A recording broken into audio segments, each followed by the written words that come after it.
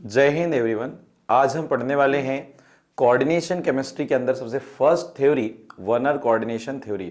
Werner coordination theory जो है इसके डिस्कवर थे अल्फ्रेड वर्नर सर, जिन्होंने 1892 में इसको डिस्कवर किया था। तो इसमें इन्होंने क्या बात बताई, चलिए आज डिस्कस करते हैं इस चीज को। तो सबसे पहली बात कि जो वर्नर सर थे इन्होंने क्या बोला कि जो कोऑर्डिनेट कंपाउंड होते हैं, कोऑर्डिनेट कंपाउंड जो होंगे बच्चों, जिनको हम उप सहसंयोजी यौगिक बोलते हैं, उप सहसंयोजी यौगिक बोलते हैं। तो कोऑर्डिनेट कंपाउंड के अंदर जो सेंटर मेटल एटम प्रेजेंट होता है, क्या प्रेजेंट होता है भाई इनमें? Centre metal atom. Centre metal atom जिसको हम केंद्रीय धातु आयन भी बोलते हैं, centre metal atom, central metal atom, central metal atom जिसको हम बोलते हैं क्या? केंद्रीय धातु परमाणु। ठीक भाई। तो इन्होंने बताया कि जो कोऑर्डिनेट कंपाउंड होते हैं इसके अंदर क्या प्रेजेंट होता है भाई? Centre metal atom. ठीक है। ये सेंटर मेटल एटम जो होता है ना, ये टू टाइप की वैलेंसी शो करता है। ये क्या करता है बेटा? ये टू टाइप्स क्या करेगा? वैलेंसी शो करेगा। टू टाइप की वैलेंसी को क्या करता है? शो करता है। मतलब दो प्रकार की संयोजकता प्रदर्शित करता है, संयोजकता दर्शाता है। ठीक। मतलब किसी भी कोऑर्डिनेट कंपाउंड के अंदर, मान लीजिए मैं एक एग्जांपल ले लूं, मान लो Fe मैंने यहां पर ले लिया, मान लीजिए मैंने यहां पर एक एग्जांपल लेके बात कर रहे हैं हम लोग। मान लो मेरे पास एक कॉम्प्लेक्स है CO, यहां पर है NH3 6 और यहां पर ब्रैकेट के बाहर क्या है? 3 क्लोरीन जुड़े हुए। ठीक है। तो यहां पर ये जो कोऑर्डिनेशन स्फीयर के अंदर मेटल होता है ना, ये इसको हम सेंटर मेटल एटम बोलते हैं। क्या बोलते हैं? सेंटर मेटल एटम बोलते हैं। तो किसी भी कोऑर्डिनेशन कंपाउंड के अंदर जो सेंटर मेटल एटम रहता है ना, वो टू टाइप की वैलेंसी शो करता है। फर्स्ट वैलेंसी को हम लोग क्या बोलते हैं बेटा? प्राइमरी वैलेंसी बोलते हैं। क्या बोलेंगे? प्राइमरी वैलेंसी बोलेंगे। ठीक है। प्राइमरी वैलेंसी क्या होती है अभी डिस्कस करेंगे। पहले हम सबसे पहली वैलेंसी को बोलते हैं प्राइमरी वैलेंसी, या इसी को हम बोलते हैं प्राथमिक संयोजकता। क्या बोलेंगे बेटा? प्राथमिक संयोजकता। दूसरी वैलेंसी क्या होती है? सेकेंड नंबर की जो वैलेंसी होती है उसको हम बोलते हैं सेकेंडरी वैलेंसी। क्या बोलेंगे? सेकेंडरी वैलेंसी बोलते हैं। और इसको हम बोलते हैं बच्चों द्वितीयक संयोजकता, द्वितीयक संयोजकता।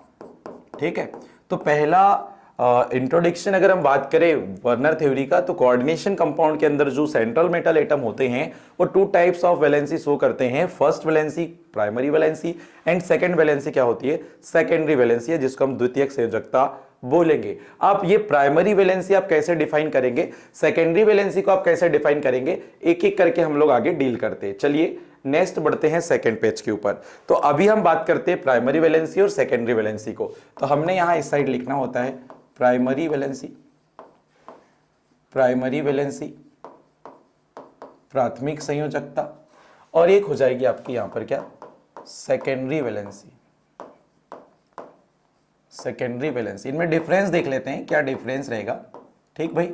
चलिए, प्राइमरी वैलेंसी जनरली हमें पता है, प्राइमरी वैलेंसी जो है वो जितनी भी मेटल की ऑक्सीडेशन नंबर आएगी, मतलब जितनी भी मेटल की क्या आएगी बच्चों? ऑक्सीकरण संख्या आएगी। कॉम्प्लेक्स में मेटल की जो ऑक्सीकरण संख्या आएगी ना, वही उसकी क्या कहलाएगी?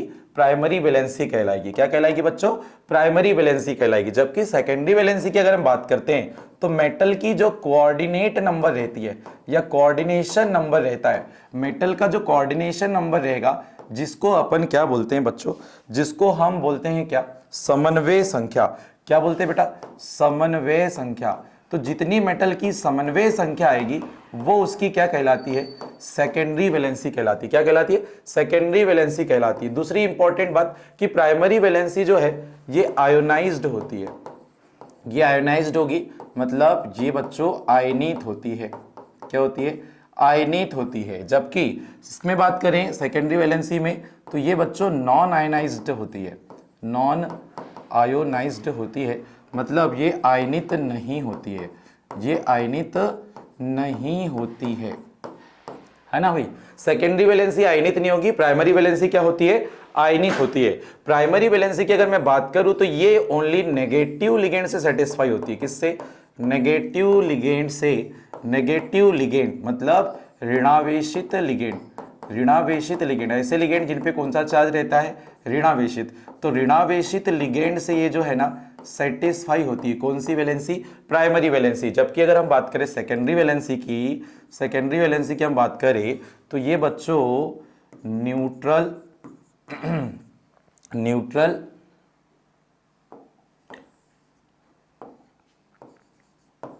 ये neutral and negative ligand, negative ligand दोनों से सेटिस्फाई होती है।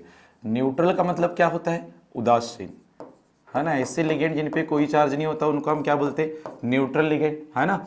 और नेगेटिव का मतलब तो आपको पता ही है, ऋणावेशित, ऐसे लिगेंड जिन पे कौन सा चार्ज रहेगा, नेगेटिव चार्ज रहेगा, उनको हम नेगेटिव लिगेंड बोल देते हैं। बोलो क्लियर हो रही बात।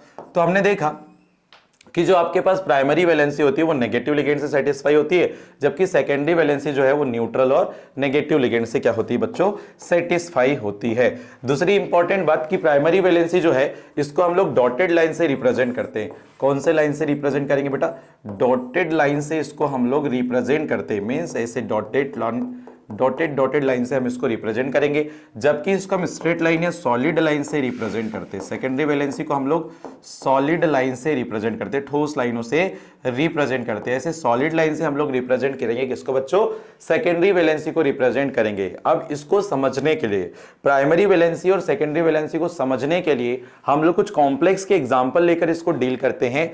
आइए देखते हैं स्टेप बाय स्टेप कॉम्प्लेक्स को। ठीक भाई, नेक्स्ट अपन बात करते हैं, हम एक कॉम्प्लेक्स को लेके चलते हैं।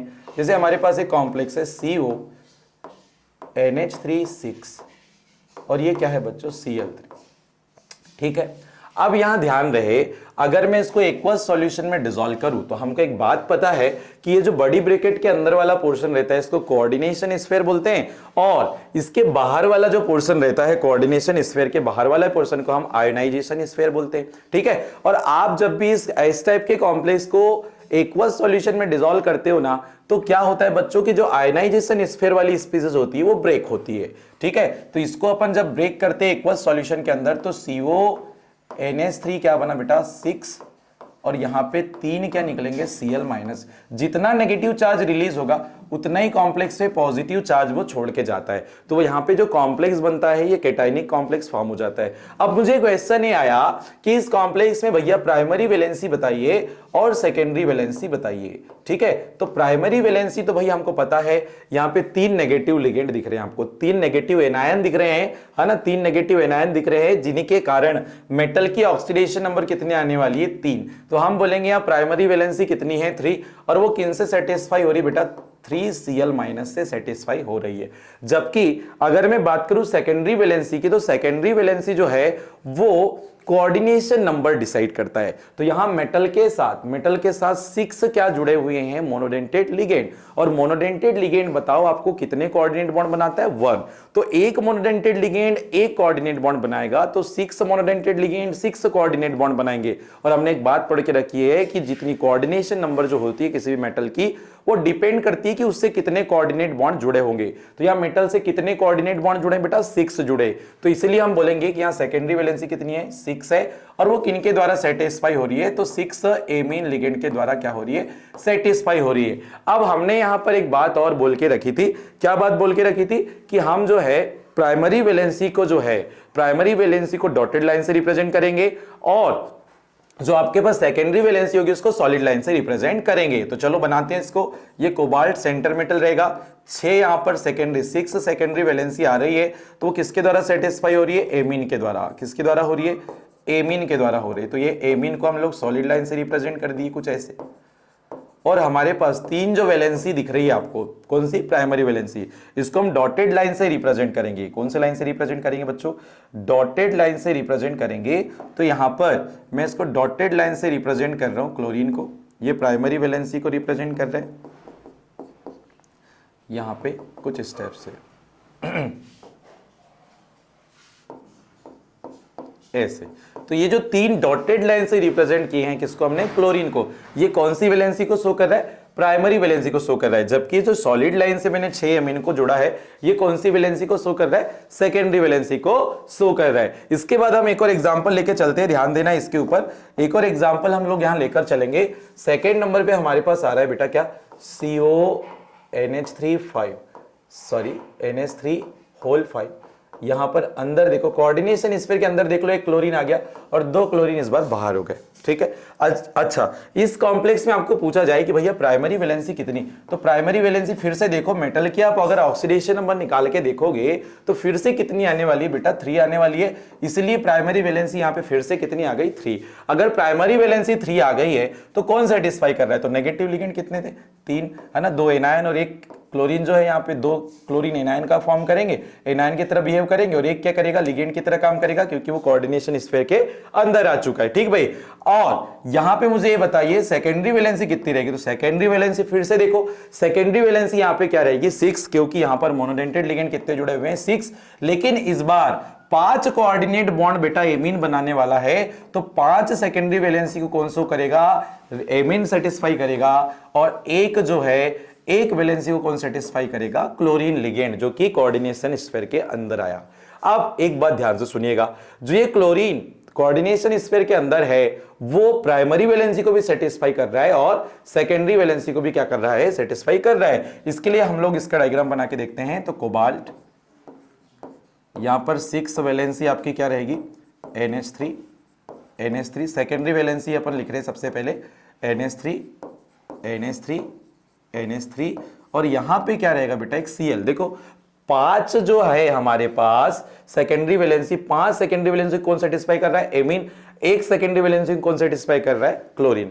और अब ध्यान से समझना, अब ध्यान से क्या समझेंगे, देखो ध्यान से कि यहां पर जो है ना ये जो क्लोरीन है वो बच्चों प्राइमरी वैलेंसी को भी शो कर रहा है और सेकेंडरी वैलेंसी को भी शो कर रहा है। और जो 2 क्लोरीन एटम है बेटा, 2 क्लोरीन एनायन जो है वो ओनली क्या शो कर रहे हैं, प्राइमरी वैलेंसी को शो कर रहे हैं। किसको शो कर रहे हैं, प्राइमरी वैलेंसी को शो कर रहे हैं। तो 2 तो क्लोरीन जो है उसको प्राइमरी वैलेंसी शो कर रहे हैं, तो डैश लाइन से रिप्रेजेंट किया। एक क्लोरीन जो है वो सेकेंडरी और प्राइमरी दोनों वैलेंसी को शो कर रहा है, तो डॉटेड और सॉलिड लाइन दोनों से हमने इसको रिप्रेजेंट किया। इसके बाद नेक्स्ट एक और एग्जांपल हम लोग देख लेते हैं, ध्यान से देखिएगा। 3rd नंबर पे देखो,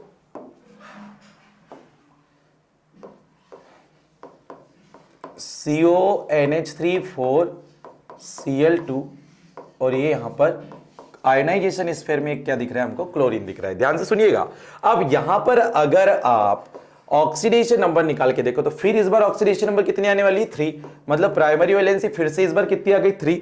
अब नेगेटिव आयंस प्लस लिगेंड देख लो आप, तो 2 क्लोरीन लिगेंड जो है, 2 क्लोरीन जो है वो लिगेंड की तरह काम करेंगे क्योंकि वो कोऑर्डिनेशन स्फीयर के अंदर आ गए, और एक क्लोरीन जो है वो कोऑर्डिनेशन स्फीयर के बाहर है तो ये आयंस की तरह काम करेगा। तो यहां पर बच्चों जो प्राइमरी वैलेंसी 3 है उसको फिर से कौन सेटिस्फाई कर रहे, 3 क्लोरीन आपके एनायन लिगेंड बोल सकते हैं। सेकेंडरी वैलेंसी बताओ कितनी हो जाएगी, फिर से 6 हो जानी है। सेकेंडरी वैलेंसी फिर से कितनी हो जानी है, 6 हो जानी है। क्यों भाई बताओ जल्दी से, क्योंकि इस बार भी हम क्या देख रहे हैं, इस बार भी हम देख रहे हैं क्या कि यहां पर कोऑर्डिनेशन स्फीयर के अंदर हम क्या देख रहे हैं बच्चों कि 6 लिगेंड है, वो भी कौन से, मोनोडेंटेड, 4 एमीन है और 2 क्या है, क्लोरीन है ना, क्लोराइड जिसको हम बोलेंगे। तो यहां पर सेकेंडरी वैलेंसी को 6 लिगेंड सेटिस्फाई कर रहे हैं, 4 कौन कर रहा है बेटा, एमीन, और 2 कौन से कर रहे हैं, क्लोरीन। तो बताओ यहां पर जो सेकेंडरी वैलेंसी है उसको 4 एमीन और 2 क्लोरीन सेटिस्फाई कर रहे हैं, और प्राइमरी वैलेंसी को 3 क्लोरीन सेटिस्फाई कर रहे हैं। अब ध्यान से सुनना, अगर मैं इसको डायग्राम के फॉर्म में लिखूं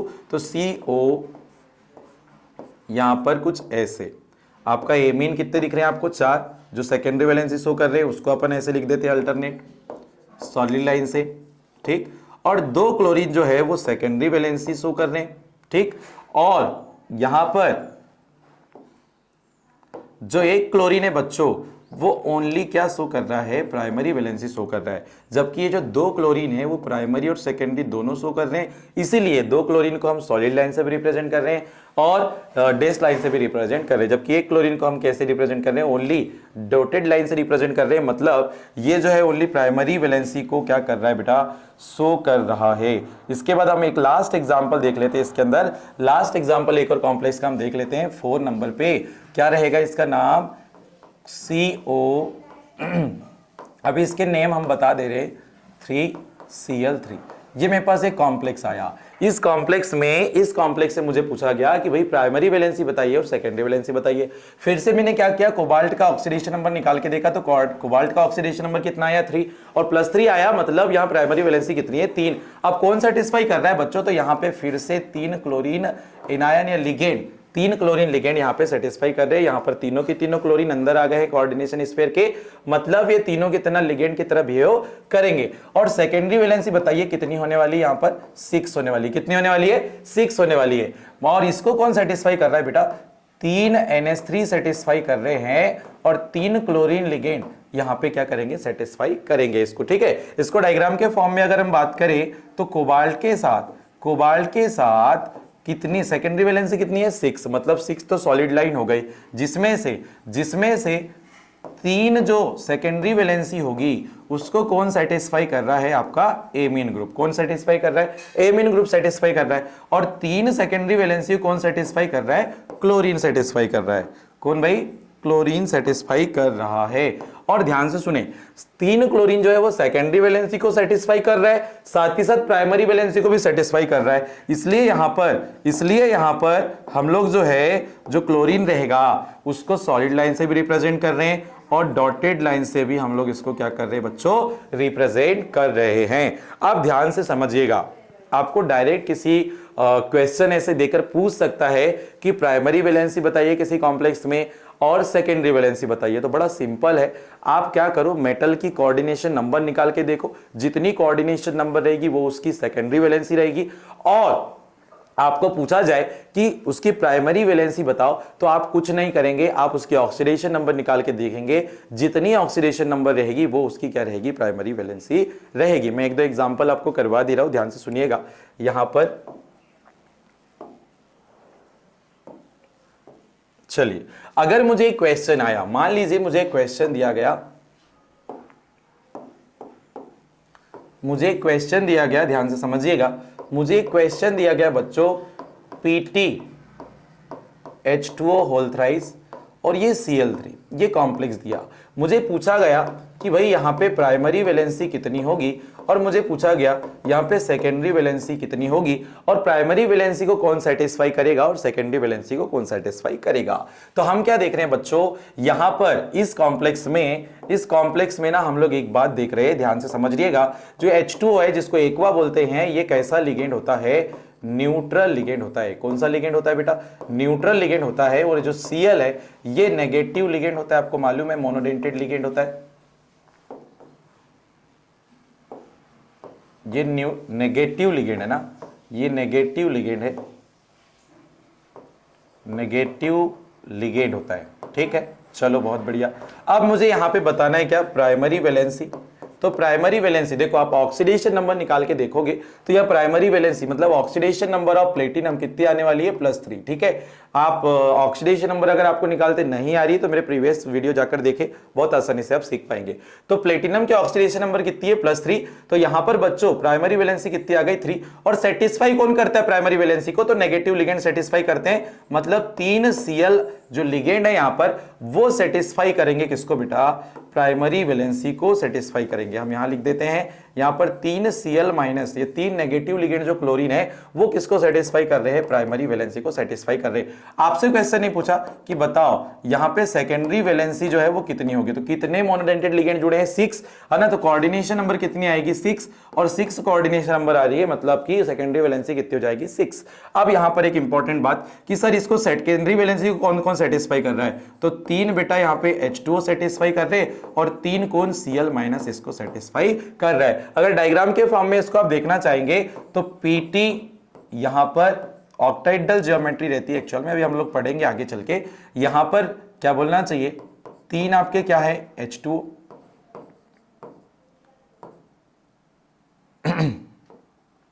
तीन हमारे पास कौन से लिगेंड बच्चों, H2O रहेंगे, ठीक है, कौन रहेंगे H2O। अरे यार एक मिनट, ठीक, ये देख लीजिए H2O ये सॉलिड लाइन से रिप्रेजेंट कर रहे हो, और क्या है तीन क्लोरीन। तो ये तीन क्लोरीन, ध्यान से सुनिएगा, ये तीन क्लोरीन जो आपको दिख रहे हैं, ये सेकेंडरी वैलेंसी को भी शो कर रहे, प्राइमरी वैलेंसी को भी शो कर रहे, तो इनको सॉलिड लाइन से भी रिप्रेजेंट कर दो और डॉटेड लाइन से भी रिप्रेजेंट कर दो। तो हम इससे समझ पा रहे हैं कि जो तीन क्लोरीन एटम है वो प्राइमरी वैलेंसी को भी रिप्रेजेंट कर रहा है और सेकेंडरी वैलेंसी को भी क्या कर रहा है, रिप्रेजेंट कर रहा है। चलो आगे बढ़ते हैं, यहां से कुछ क्वेश्चन देख लेते हैं प्रीवियस ईयर के बच्चों, क्या क्वेश्चन दिए गए थे। एक क्वेश्चन पूछा गया था हमसे, ध्यान दीजिएगा, एक क्वेश्चन इस पैटर्न में क्वेश्चन आया हुआ था। एक कॉम्प्लेक्स हमको अल्टरनेट दिए गए थे कुछ ऐसे, कॉम्प्लेक्स PtCl4.6NH3, PtCl4.5NH3, PtCl4.4NH3 और PtCl4.3NH3, PtCl4.2NH3।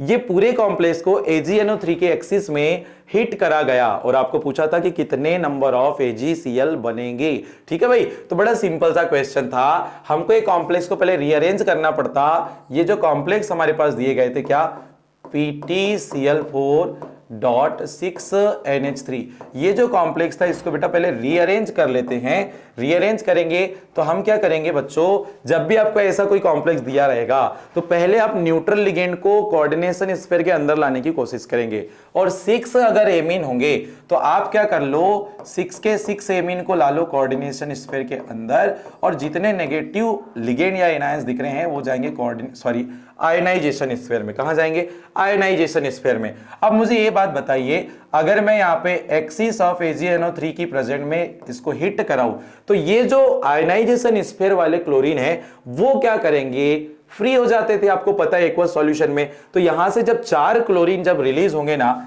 AgNO3 के साथ रिएक्शन कराएंगे तो हमको 4 नंबर ऑफ AgCl मिलेंगे। क्या मिलेंगे, 4 नंबर ऑफ AgCl मिलेंगे। मतलब हमारा जो पहला कॉम्प्लेक्स है उसको जब हम AgNO3 के साथ ट्रीट करते हैं तो 4 नंबर ऑफ AgCl मॉलिक्यूल्स हमको मिलते हैं, जो हमको 3 ऑप्शंस में नजर आ रहा है। पहला ऑप्शन क्या हो चुका है बेटा, रॉन्ग हो चुका है।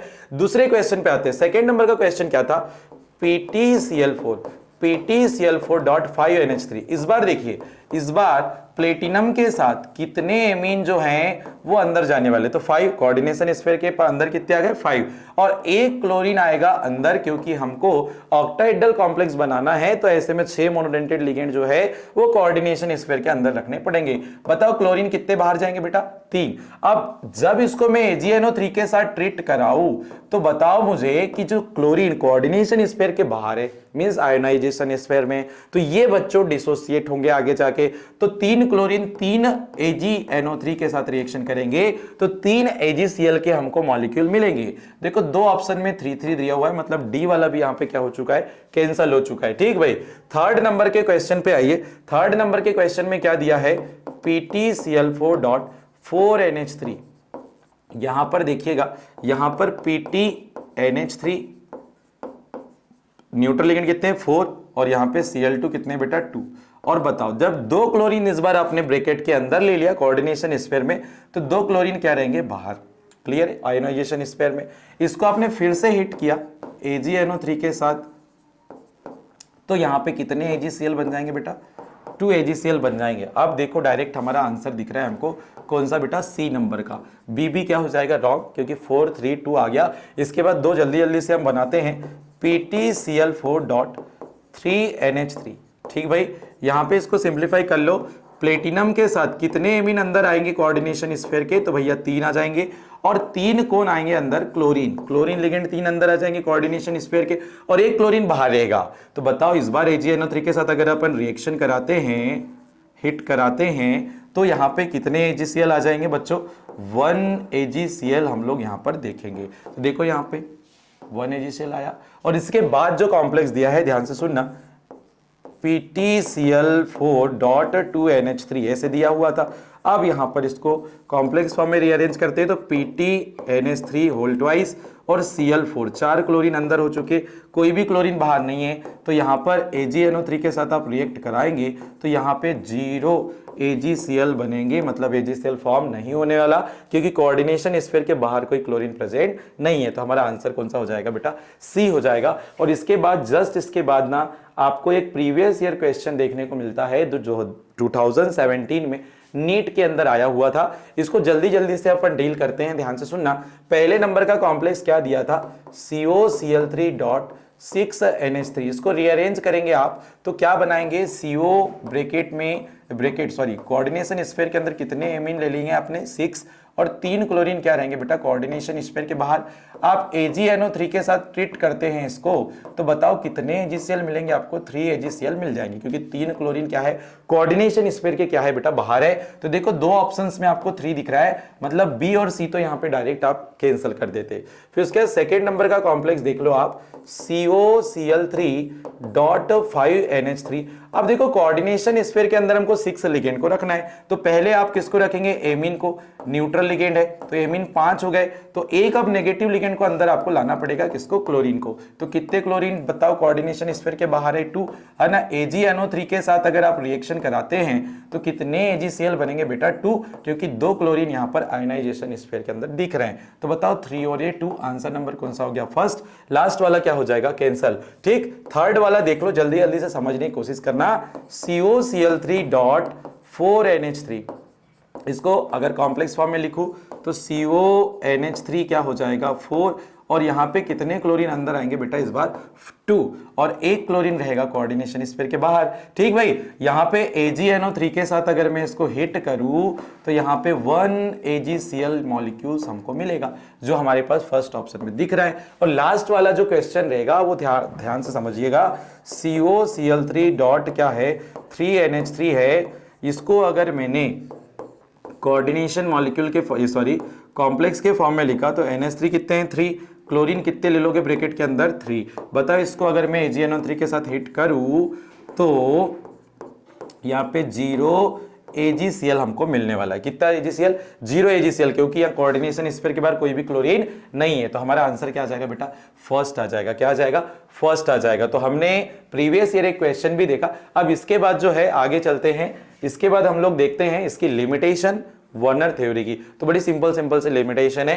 पहली लिमिटेशन क्या बोल रही है कि कोऑर्डिनेशन कंपाउंड है ना, कोऑर्डिनेशन कंपाउंड फॉर्मेशन में डी ब्लॉक मेटल ही पार्टिसिपेट क्यों करती है, इसका एक्सप्लेनेशन जो है वर्नर थ्योरी नहीं दे पाई। दूसरी बात कि कोऑर्डिनेशन नंबर से हम किसी भी कॉम्प्लेक्स की ज्योमेट्री का निर्धारण करते हैं, बट क्यों करते हैं इस बात का एक्सप्लेनेशन नहीं दिया गया। इसके बाद नेक्स्ट अपन बात करते हैं, नेक्स्ट क्या लिमिटेशन थी, कोऑर्डिनेशन कंपाउंड की मैग्नेटिक एंड ऑप्टिकल प्रॉपर्टी, मतलब चुंबकीय तथा प्रकाशिक गुणों की व्याख्या जो है वो वर्नर की थ्योरी नहीं कर पाई। तो ये कुछ इंपॉर्टेंट कॉन्सेप्ट के साथ हमने आज वर्नर थ्योरी सीखी। इसके बाद अल्टरनेट हम लोग आगे की थ्योरी नेक्स्ट लेक्चर में पढ़ते हैं। जय हिंद।